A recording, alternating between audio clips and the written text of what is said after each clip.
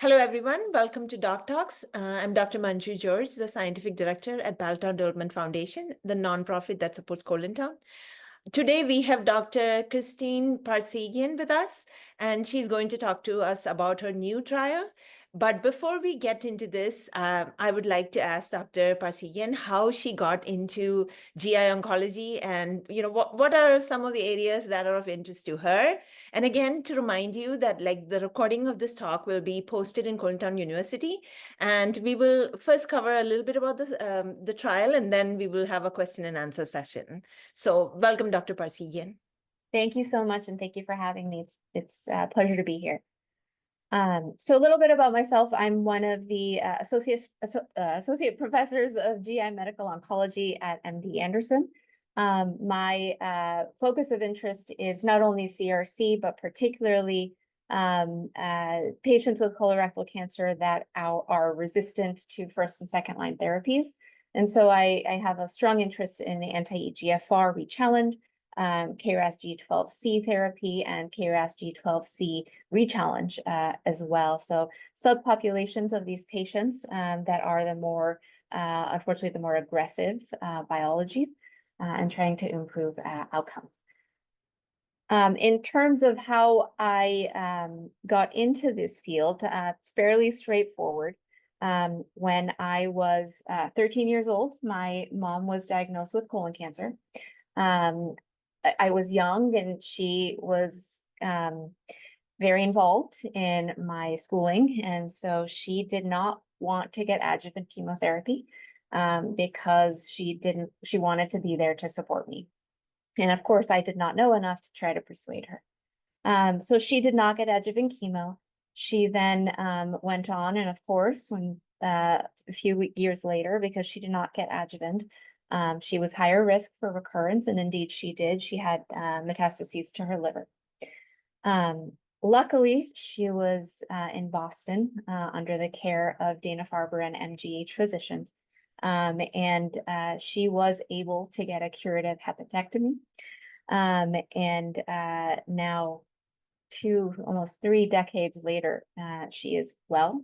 And at that point, when I was only 16 or 17 years old, I decided to make more of an influence and be someone to try to persuade someone like my mom to have gotten adjuvant chemo and more importantly, other, therapies in the metastatic setting. So I promised her and I promised myself at that point that I would go to medical school and I would focus on oncology and particularly CRC. Yay, wow. Thank you for sharing your personal, the inspiration of how you are in this field now. And I'm sure that you can really identify with a lot of patients that come to you and, to be able to provide them the care that they're seeking. So thank you very much. Yeah. Of course.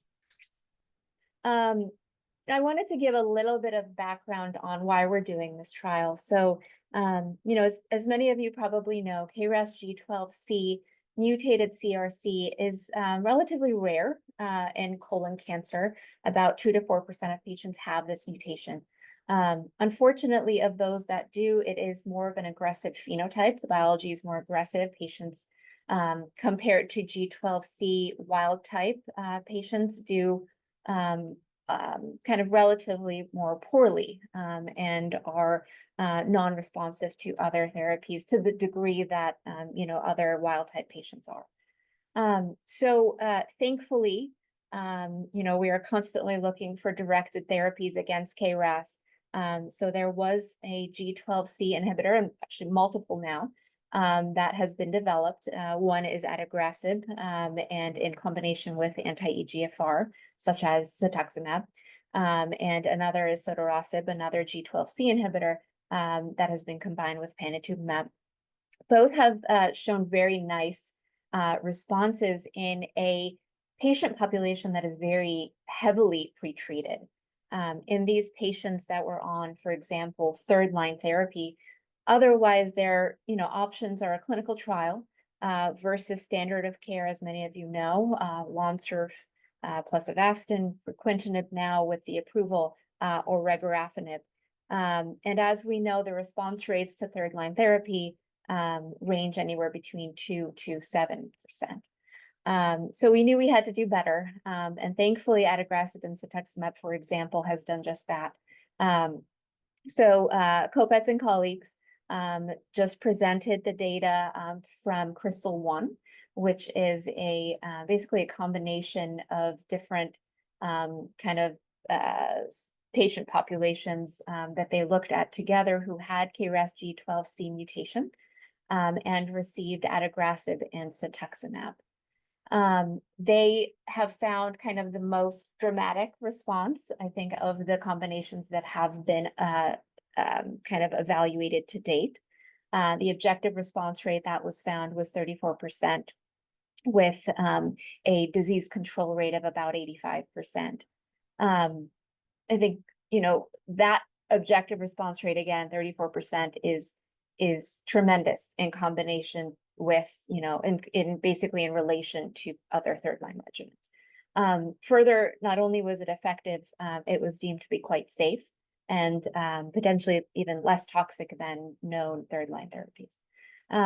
So based on this data, we can kind of go on to the next slide. Based on this data, and then also prior data that has come out of here at MD Anderson with Dr. Morris and colleagues, and also Dr. Corcoran from MGH, we have found that in other highly mutated and aggressive tumors, such as the BRAF V600E population of CRC, that the combination of, for example, the BRAF combination, in addition to PD-1 or immunotherapy, has shown a significant improvement of objective response. So, for example, we all know the Beacon trial by Kopets and colleagues that was presented and published in NEJM in 2019. This is an exciting trial because these BRAF patients are extremely aggressive, and so we were very excited even with a 20% objective response rate, but we knew we could do better.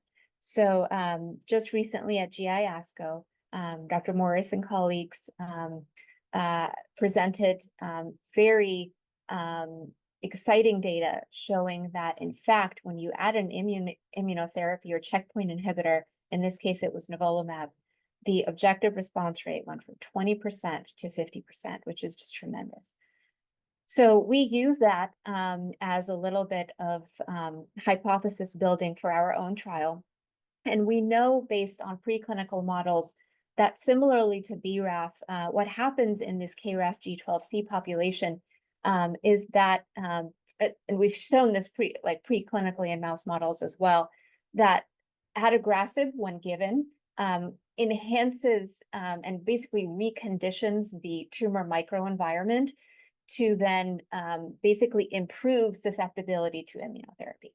So the hope that, adagrasib and cetuximab looks great, it's much better than third-line therapy in this population of patients that are, potentially, able to get this regimen, but, we can certainly do better than 34%. So our protocol that was just activated is a multi-center phase 1b/2 study. It will be at MGH in Boston and MD Anderson here in Houston. It is a combination of adagrasib, which is the G12C inhibitor, in combination with cetuximab, the anti-EGFR. And then in this case, the checkpoint inhibitor or the immunotherapy drug is cemiplimab. This study will be in patients with metastatic or advanced colorectal cancer who have a KRAS G12C mutation. A little bit about what we're looking for. We are looking primarily to ensure that this has an objective response rate. So a response rate, we're looking for, can we do better than the 34% that was seen in Crystal-1? And also looking obviously at safety and tolerability. There is a safety lead-in with about 6 patients. So that's the phase 1b component. And then we will do a dose expansion with, several more patients with a maximum number of patients to be 31, divided essentially equally between MGH and MD Anderson. we're very excited about this trial. I think it can certainly, hopefully, help our patients based on the preclinical data we have and based on the BRAF story, which is just, super exciting. And, obviously, this patient population is very biologically aggressive. And I think, again, we can do better than 34%. So looking forward to having patients come over. We are really trying to get patients with KRAS G12C mutations in quickly because, of course, that biology is difficult to treat. So if we can get them on a clinical trial, that's very important. And just to talk a little bit about inclusion, which I failed to mention, we are looking for patients, like I said, that have the KRAS G12C mutation, but have also had at least one line of prior therapy. So that would include at least 5-FU. They will need to be microsatellite stable, KRAS G12C mutated, like I said, but also would not have had received prior checkpoint inhibitor, like a PD-1 inhibitor, and not have received prior KRAS G12C inhibition. So this is not a rechallenge study. It is an upfront treatment with KRAS inhibitor in combination with immunotherapy. Thanks so much. Okay, thank you very much. So now that we have the slide here, maybe we can start with questions about this. So you're saying that it can be, you just are saying that they need to have been exposed to 5-FU, but do they need to get a certain amount of cycles containing 5-FU or? No, so the inclusion would be, progression on 5-FU based therapy, or intolerability to at least one line of therapy. So if you got FOLFOX or FOLFIRI and did not tolerate it, and your local oncologist, had to take you off, then you would still be considered for the trial. Okay, and then I also noticed that prior exposure to CETUX or EGFR inhibitors is not an exclusion. Correct. Is that right? Yeah. Okay. Correct. Okay, that's great. So 2 sites open at MGH, and MD Anderson being the 2 sites. So it will be 19 patients, but potentially up to 31. Based on, if we see any toxicities, et cetera, or dose expansion. Yes, this patient population is, like I said, rare, but we're seeing them come through our doors. And, we anticipate this will be kind of a highly sought after trial because we really are trying to get these KRAS G12C patients early so that we can improve the duration of response, not only response rate, but how, the beauty of immunotherapy is it helps us with duration of response. And it basically allows your body to help you extend the duration of your therapy. And so if we can do that, that would also be a significant benefit to our patients. Okay, what about like early stage patients who have progressed on adjuvant chemo? Would they be eligible?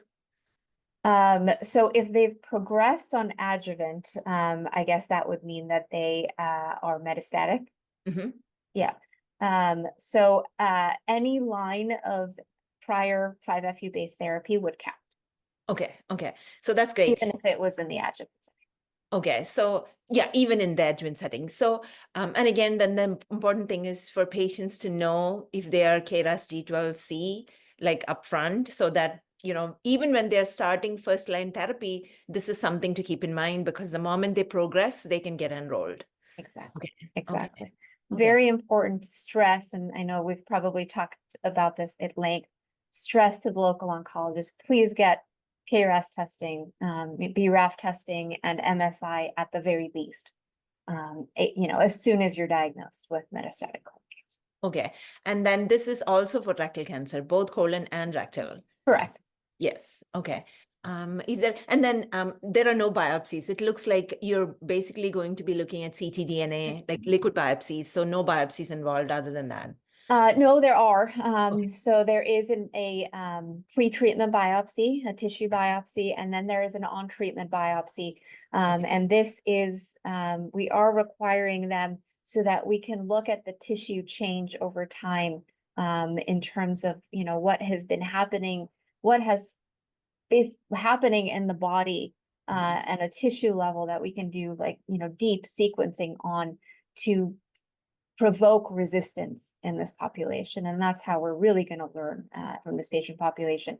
You cannot do that, the extent of that deep sequencing, the RNA sequencing, et cetera, on liquid biopsy, unfortunately. Okay. Okay. So then I would say that from a patient perspective, what is important is that they should have progressed on 5-FU containing chemo. They should also have metastatic disease, which is amenable to being biopsied if it's a mandatory biopsy that is part of it, right? So these are the two things for patients to remember. Okay. Sounds good. And then what else? Like, yeah, and the hope is that, the ORR will improve from 34% to higher, like following what you have seen with the, the strategy for BRAF, right? Yeah.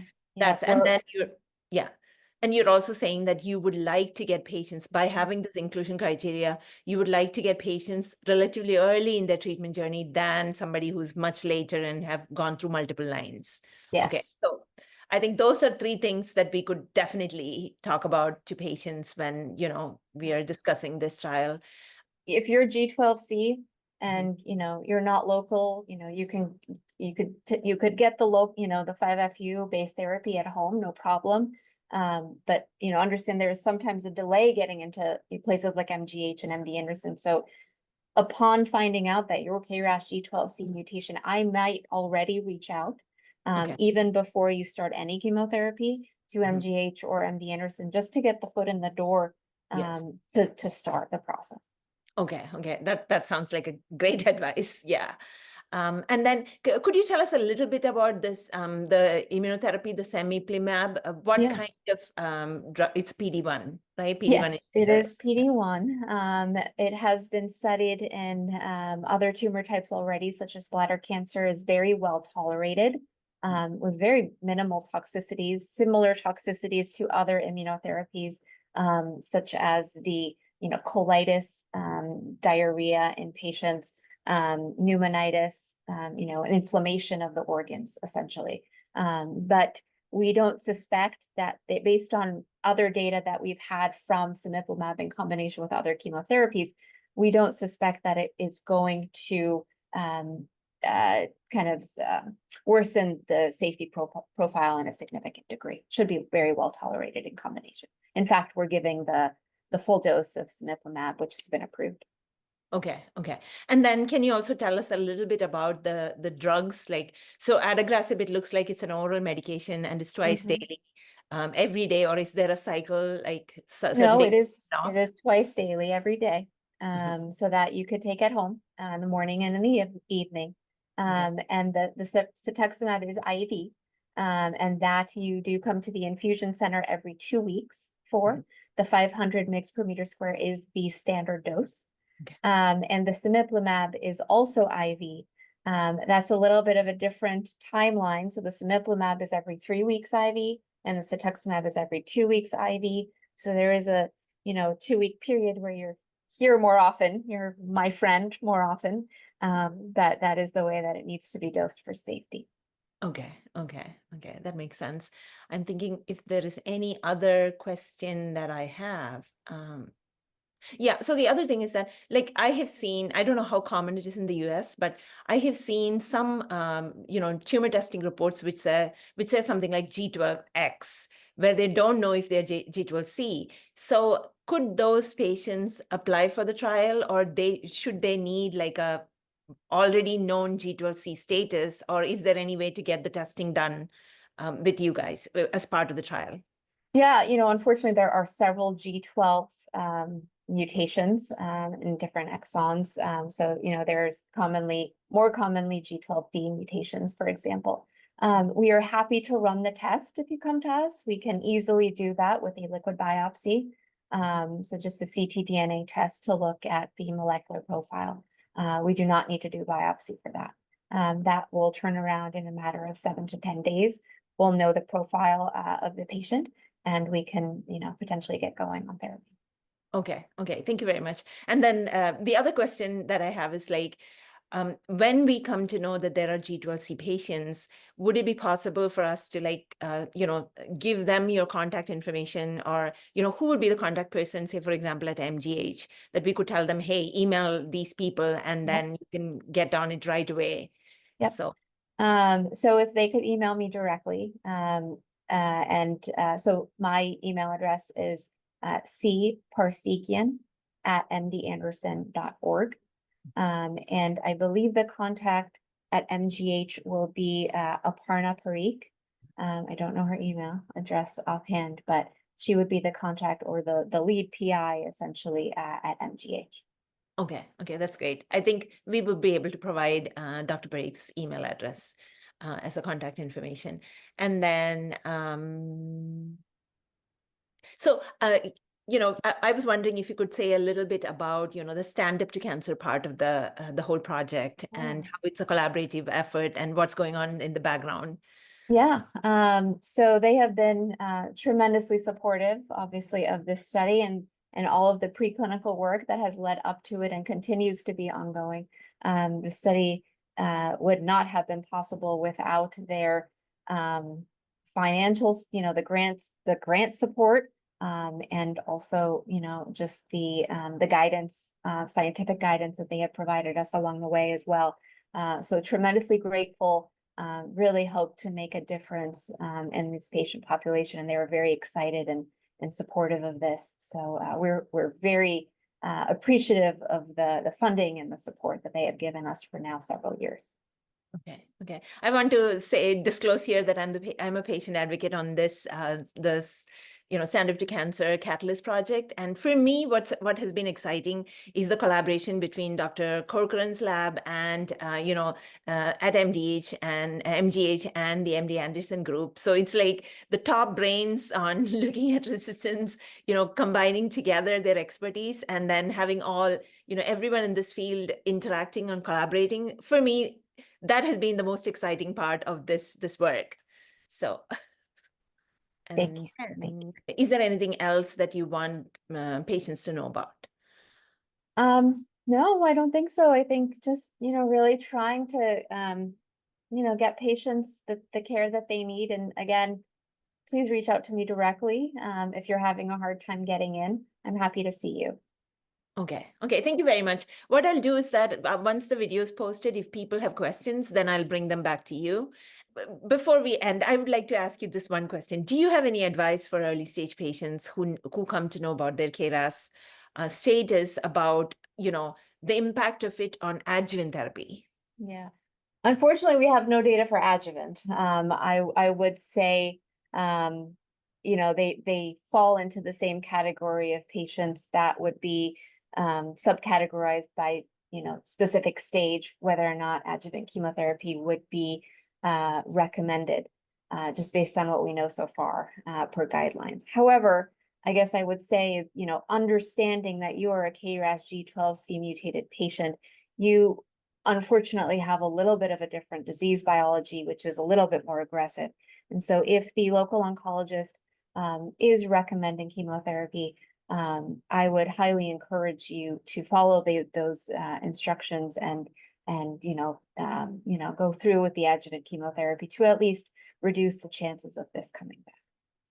Okay, thank you. And, when you were explaining about your personal, exposure to the disease and how you got into this, I was a little bit anxious about when you said that your mom's cancer had come back, but I was very happy to hear that, she got timely help. And then, when it became metastatic, she has been NED for a couple of decades. And I think that is also a story that people, is hopeful for patients. And so I really appreciate you sharing that.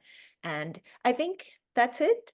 And thank you very much for joining us and providing all the information about this trial. Thank you so much for having me.